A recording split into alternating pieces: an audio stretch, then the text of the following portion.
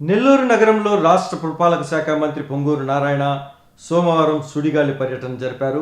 పర్యటనలో భాగంగా నగరంలోని 52వ డివిజన్ గొల్లవీధిలోని ఉర్దూ పాఠశాలను మంత్రి నారాయణ సందర్శించారు. ఈ సందర్భంగా మంత్రి నారాయణ పాత రోజుల్ని గుర్తుకు తెచ్చుకున్నారు.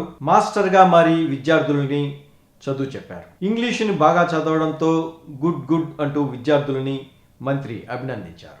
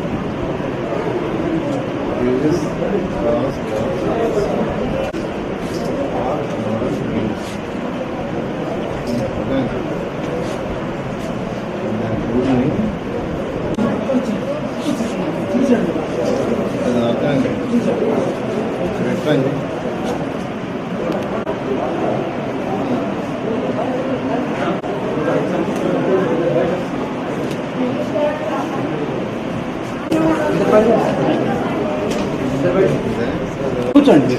ఎందుకు